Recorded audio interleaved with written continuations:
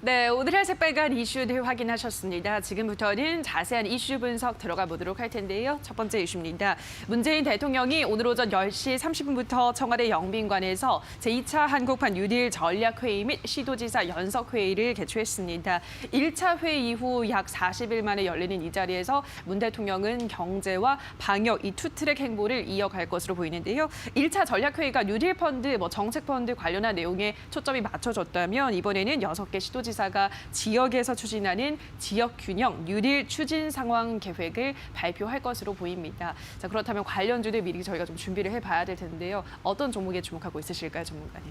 일단 내용 자체가 4개월 전에 이미 발표가 돼서 서프라이즈하지 않죠, 지금 보면. 오늘 시장도 좀 안 좋긴 하지만 관련 종목들도 그닥 그렇게 크게 상승하는 모습을 보여주지 않고 있는 부분이다라는 거는 결국엔 시장에서 이미 다 알고 있는 내용을 그냥 이제 지역적으로 어떻게 배분을 하고 어느 지역에서 어떤 사업을 할 것이냐, 중앙 정부만 이제 무조건 다 한다는 게 아니라 결국엔 이제 지역 정부들이 같이 협력해서 어떤 기업들과 같이 연동해서 할 것이냐라는 거를 구체적인 플랜을 좀 얘기하는 거다라고 보시면 될 것 같은데, 근데 그나마 이제 그 안에서 가장 좀 가시화되어 있는 게 전남에 있는 해상풍력단지 조성 사업인데, 이 조성 사업 자체가 만약에 조성이 된다라고 하면 원전 한 8기 정도의 규모다라고 보니까 굉장히 큰 사업이죠. 큰 사업이고, 그러면 결국에 우리나라도 해상풍력 쪽으로 가겠다라는 거를 강하게 지금 보여주고 있다는 부분에서는 관련주들 중에서 해상풍력 관련주들이 가장 좀 수혜가 되지 않겠냐라고 보고 있고, 그 외에 이제 경남의 메가시티라든지 이런 것들 같은 경우는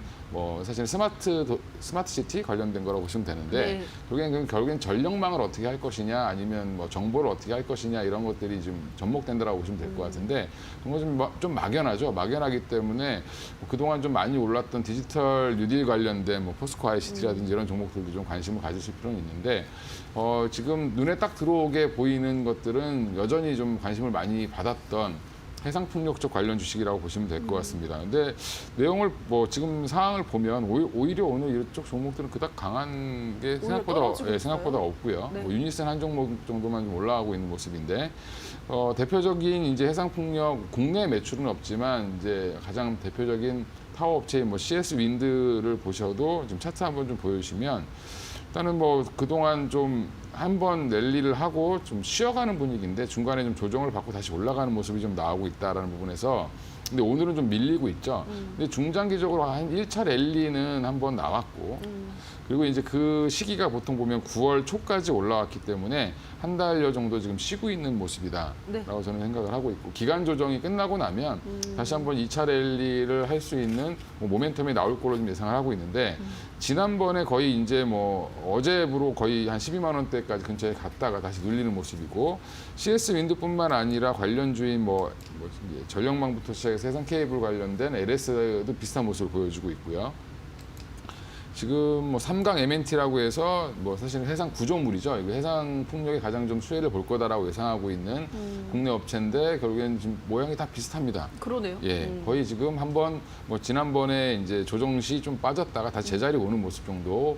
그래서 결국에는 좀 기간 조정을 받고 있다. 단기간에 좀 많이 올라와서 그래도 여전히 주목해 봐야 된다라고 저는 개인적으로 생각을 하고 있고요. 그래서 관련주로 제일 대장으로 보고 있는 거는 CS 윈드, 그 외에 3강 MNT, LS, 세진중공업까지도 보셔도 괜찮을 것 같고요. 일단은 이제 해상풍력 쪽으로 좀 전 세계가 좀 드라이브를 걸고 있는 상황이기 때문에 차트는 좀 비슷한 모양을 좀 대부분 갖고 있습니다. 기대감이 여전히 남아 있다라고 보시면 될 것 같고, 1차 상승 후에 좀 쉬고 있는 국면이기 때문에 좀 하락을 한다든지 오늘같이 조정이 나오면 분할 매수 관점으로 좀 매수를 하셔서 좀 포트에 어느 정도 일정 부분은 담고 가야 되지 않겠나 개인적으로 생각을 하고 있습니다. 네, 전문가님은 지금 해상풍력 관련주 다시 한번 주목을 해봐야 된다.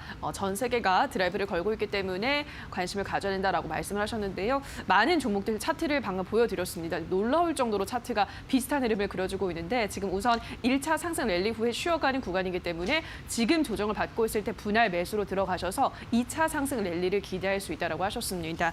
CS 윈드, 3강 MNT, 또 세진중공업, LS 이러한 종목들에 주목해보는 게 바람직하다. 부족하다라는 의견 전달해드렸습니다. 자, 계속해서 다음 이슈 가보도록 하겠습니다. 간밤 미증시에서 첫 5G 아이폰 출시를 앞두고 대형 애플 등 대형 기술주들이 일제히 올랐습니다. 특히 애플 같은 경우는 6.4% 급등했습니다. 투자자들은 이번에 출시되는 아이폰 12가 초기 아이폰에서 볼 수 있었던 높은 성장세를 나타낼 것으로 기대를 하고 있다고 하는데요. 저도 사실 아이폰 이제 나오면 바꾸려고 지금 대기하고 있거든요, 전문가님. 많은 분들이 요즘 특히나 이번에는 12를 많이 기다리고 있더라고요, 확실히. 어떻게 좀 보시나요, 전문가님? 일단 뭐 아이폰 12가 여러 가지 뭐 이미 공개된 거라는 건 다 알고 있었던 네. 뉴스인데 어제 갑자기 뭐 미국 시장에서 과하게 한 6% 이상 올라오면서 네. 왜 이렇게 뻔히 알고 있는 뉴스에 이렇게 반응을 했을까? 그만큼 이제 시장엔 돈이 많고 예. 여전히 이벤트를 좀 기다렸다라고 보시면 될 것 같은데 일단은 뭐 이 상승이 가져올 수 있는 국내 시장의 여파 관련주들은 뭐가 있냐라고 봤을 때 아이폰 관련주들 생각보다 가장 큰 LG 이노텍도 오늘 좀 못 움직이고 있죠. 예. 예. 그러면 결국에는 뭐 LG 이노텍이나 BH나 뭐 이런 종목들이 있겠지만 사실은 그런 그 핸드폰 관련된 부품 관련된 회사들보다는 지금 뭐 12 같은 경우 5G 모델을 내놓겠다라고 얘기를 했기 네. 때문에 그럼 미국도 본격적으로 이제 5G를 도입해서 시행을 하겠다라는 부분을 어떻게 보면 제조사가 같이 연동을 해줬다는 부분에서는 오히려 5G에 대한 관점을 조금 더 뭐 공격적으로 봐야 된다라고 생각을 하고 있고요.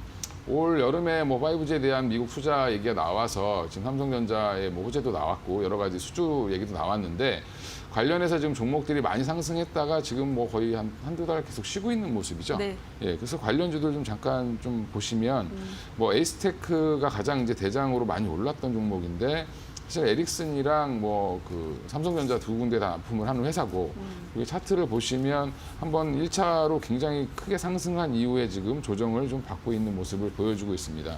뭐 제가 이제 좀 뭐 보여드리는 건 주봉인데 큰 흐름을 좀 보시라고 말씀을 드리려고 주봉이 한 보면 위에서 조정을 좀 많이 받았죠. 그리고 이제 뒤늦게 하회이 때문에 좀 안 좋았다가 미국 그러니까 삼성발로 다시 올라갈 수 있는 뭐 RFHIC도 좀 견조한 모습을 보이고 있지만 여전히 고점 대비해서는 좀 많이 밀려 있는 상황입니다. 네. 뭐 이런 종목들 그 외에 뭐 다산 네트워크스라든지 뭐 RF텍이라든지 뭐 여러 종목도 있습니다. HFR이라든지 이런 종목들도 다시 한번 어떻게 보면 그 4분기를 좀 기대하고 접근하셔야 될 것 같고요.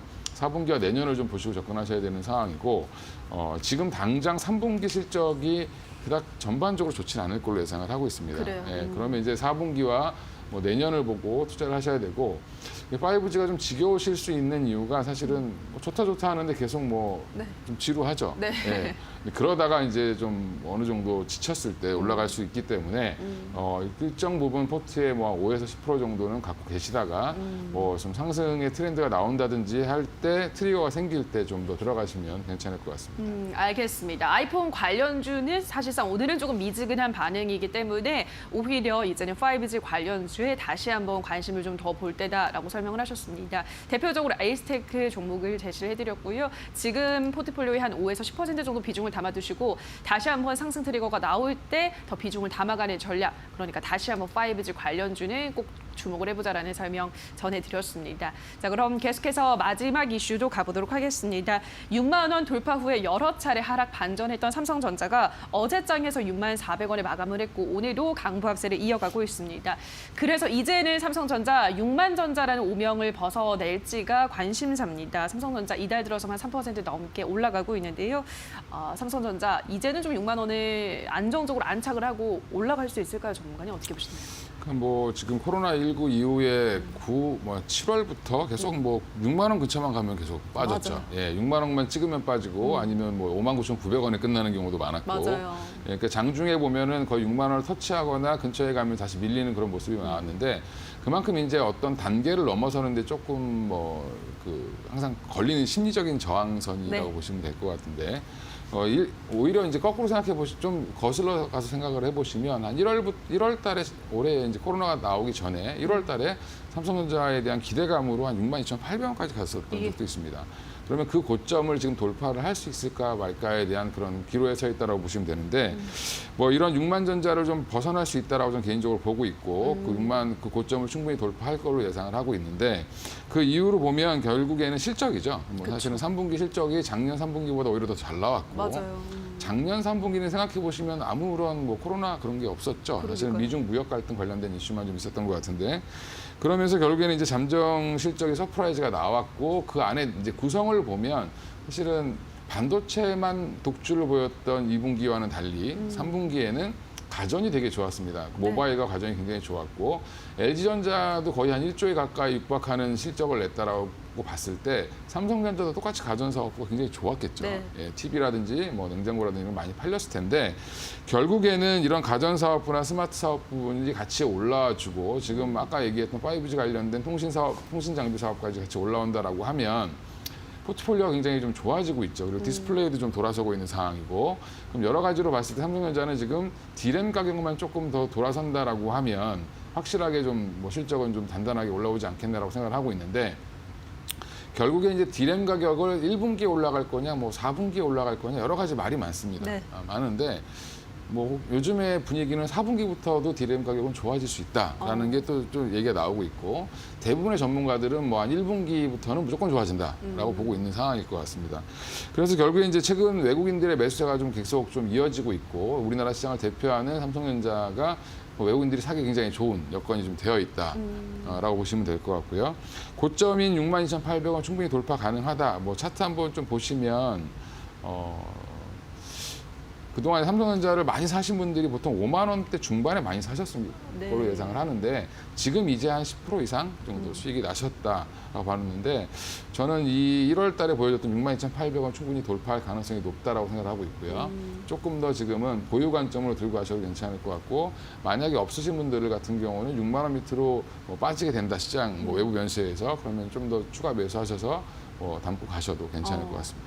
알겠습니다. 충분히 62,800원을 돌파할 가능성이 농후하다라고 말씀을 하셨기 때문에 오히려 없으신 분들은 6만 원 밑으로 어떤 변수에 의해서 떨어졌을 때 담을 수 있는 기회가 되겠다라는 긍정적인 삼성전자에 대한 전망까지 제시를 해드렸습니다. 자, 여기까지 오늘의 색깔 이슈들은 메리츠증권의 이권희 차장과 함께했습니다. 전문가님 고맙습니다. 감사합니다.